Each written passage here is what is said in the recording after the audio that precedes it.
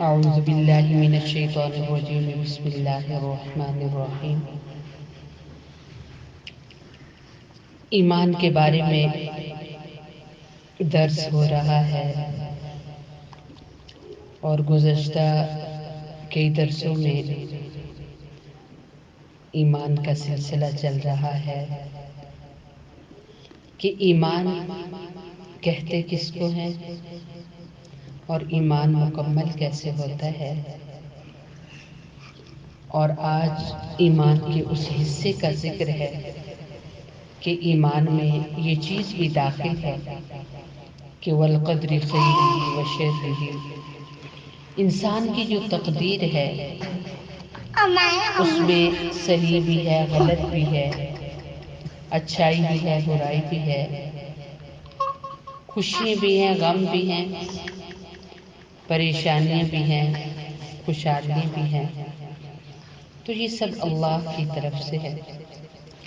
انسان جب پیدا نہیں ہوتا، ابھی اس کا وجود بنا بھی نہیں ہوتا، وہ ماں کے پیٹ میں ہوتا ہے اور 4 مہینوں کا ابھی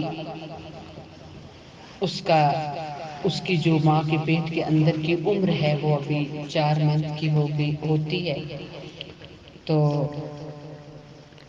فرشتے آتے ہیں اور آ کر لکھتے ہیں کہ یہ خوش بخت ہوگا یا یہ بدبخت ہوگا، یہ صحیح ہوگا یا یہ غلط ہوگا۔ اور پھر انسان جب دنیا میں آ جاتا ہے تو جو اس کی لکھت ہوتی ہے وہ اس کے مطابق زندگی گزارتا ہے۔ ایک حدیث میں آتا ہے کہ جس نے لا الہ الا اللہ پڑھ لیا وہ پکا جنتی ہے، تو لوگوں نے عرض کی پھر اعمال کی کیا ضرورت ہے؟ جب کلمہ پڑھ لیا اور جنت مل گئی تو اعمال کی کیا ضرورت ہے؟ اور پھر یہ ہے کہ صرف اس بات کا اگر پتہ چل جائے کہ کلمہ جس نے پہلا کلمہ جس نے پڑھ لیا وہ پکا جنتی ہے، تو پھر یہ ہے کہ لوگ صرف کلمہ پڑھیں گے، اعمال نہیں کریں گے۔ تو یہ ہے کہ کلمہ جو انسان پڑھ لیتا ہے تو اس کی زندگی کا ہر پل اللہ تعالیٰ کی وفاؤں میں گزرتا ہے، اللہ تعالیٰ کی خوشی میں گزرتا ہے۔ وہ انسان چاہتا ہے کہ اس کی زندگی میں کوئی گناہ نہ ہو، وہ کوئی غلطی نہ کرے۔ جو انسان دل سے کلمہ پڑھتا ہے، کلمہ اسے اچھے اعمال کا پابند بنا کے رہتا ہے۔ تو یہ دیکھا جائے کہ کیا کلمہ صحیح پڑھا ہے، دل سے پڑھا ہے، اور جو کچھ بھی ہوتا ہے وہ سب اللہ کی طرف سے ہوتا ہے۔ جتنی بھی بھلائیاں ہیں، جتنی بھی خوشحالیاں ہیں، آپ اپنا ذہن بنا لیں کہ آپ کو کوئی تکلیف آ نہیں سکتی جب تک کہ اللہ کی طرف سے لکھی نہ گئی ہو، اور کوئی خوشی آپ کی مٹ نہیں سکتی کہ جب تک کہ اس کا مٹنا اللہ کی طرف سے لکھا نہ گیا ہو۔ یہ تقدیر ہے اور اس پر ایمان لانا ایمان کا حصہ ہے۔ اور پھر یہ جہان اللہ کے نبی علیہ السلام نے اس کے بارے میں ارشاد فرمایا کہ الدنیا سجن المؤمن و جنت الکافر، کہ دنیا جو ہے سجن المؤمن، مومن کے لیے قید خانہ ہے۔ تو اب جو بندہ قید ہوتا ہے تو قید میں تو ہر طرح سے سزائیں دی جاتی ہیں، تکلیفیں دی جاتی ہیں۔ جیل میں انسان یہ سوچ ہی نہیں سکتا کہ اسے بس آرام دہ کمرہ ملے گا، اچھے کھانے ملیں گے اور وہ سکون کے پل گزارے گا۔ نہیں، جیلوں کے اندر جس طرح کا جرم ہوتا ہے اس کے مطابق سزائیں ملتی ہیں۔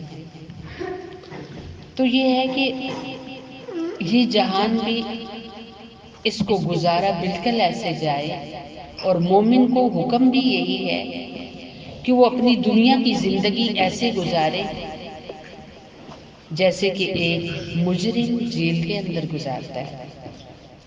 بعض اوقات کوئی مجرم ہوتا ہے، اسے جیل ہو جاتی ہے، بعض دفعہ غلط فہمی میں وہ جیل اسے ہو جاتی ہے۔ ضروری نہیں کہ ہر جیل میں جانے والا انسان مجرم ہی ہو، بلا وجہ بھی جیل میں دھکیل دیے جاتے ہیں، اور کتنی انسان جیلوں کے اندر سزائیں کاٹ رہے ہیں جن کی کوئی غلطی نہیں، کوئی قصور نہیں۔ تو یہ ہے کہ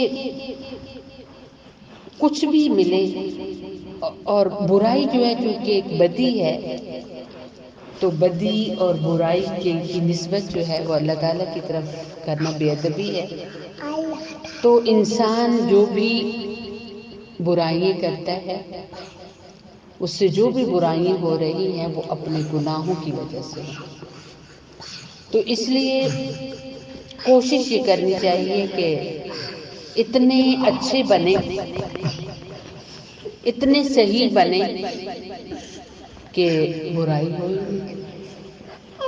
کیونکہ انسان جب اچھے اعمال کرتا ہے، یا یوں سمجھے کہ جب فجر پڑتا ہے تو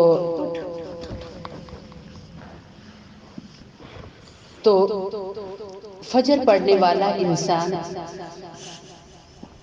اس نے اپنے ہاتھ میں امن کا جھنڈا لے لیا ہے، اور پھر وہ جو جھنڈا ہے وہ امن اور حفاظت کا جھنڈا ہے، اور شام تک اس بندے کی حفاظت رہے گی۔ تو نماز پڑھنا بہت بڑا عمل ہے۔ ایمان کے بعد سب سے پہلا عمل جو انسانوں نے کیا وہ نماز ہے، اور جو حکم دیا گیا وہ نماز ہے۔ تو ایمان کا یہ بھی حصہ ہے کہ انسان خیر و شر پر ایمان رکھے، اور پھر اس کا آخری حصہ یہ ہے کہ والبعث بعد الموت، کہ موت کے بعد نا دوبارہ جی اٹھنا ہے، دوبارہ زندگی ہے، دوبارہ اٹھیں گے۔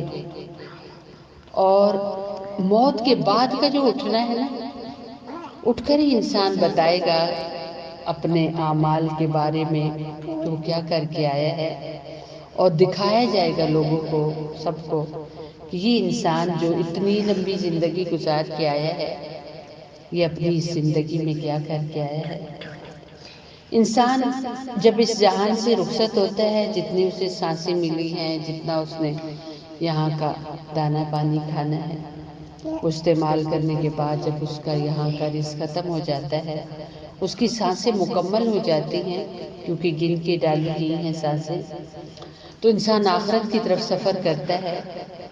تو مسلمان کی زندگی بھی بہت پیاری ہے، وہ اللہ تعالیٰ کے فرمان کے مطابق اگر زندگی گزارتا ہے تو اس کی زندگی بھی ایسی ہے کہ جب وہ اس جہان سے جاتا ہے تو ہر چیز اس کے جانے پر دکھی ہوتی ہے، ہر چیز کے جانے پر پریشان ہوتی ہے۔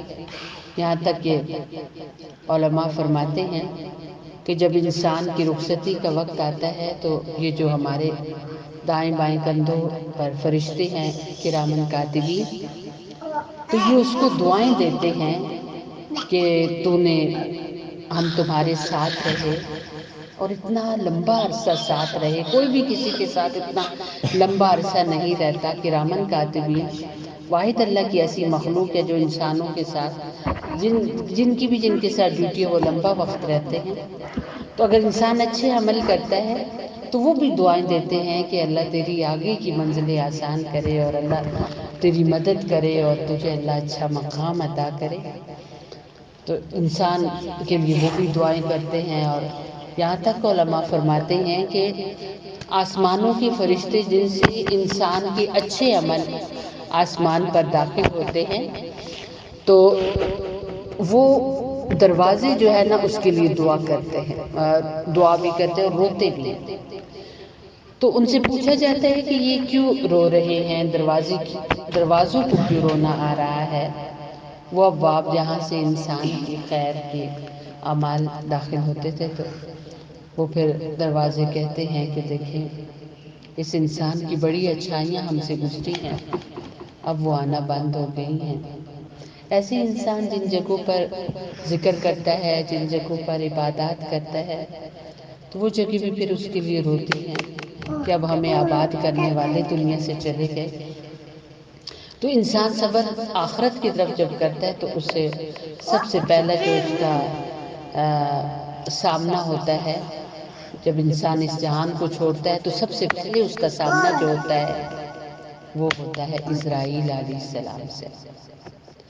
حضرت اسرائیل علیہ السلام سے انسان کا آمنا سامنا ہوتا ہے۔ یہ آخرت کی طرف جب انسان کا سفر شروع ہوا تو پہلی اس کی ملاقات جس شخصیت سے ہوتی ہے وہ اسرائیل علیہ السلام ہے۔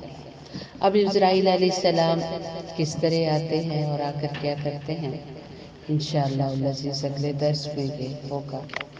اللہ رب العزت نبی اکرم صلی اللہ علیہ وسلم کی پوری امت سمیت ایمان کے وہ اعلیٰ مقام ہم سب کو عطا کرے تاکہ ایمان میں کسی قسم کی کمی نہ ہو۔ اللہ رب العزت کے سامنے کامل اور مکمل ایمان ہم لے کے جائیں۔ السلام علیکم ورحمۃ اللہ وبرکاتہ۔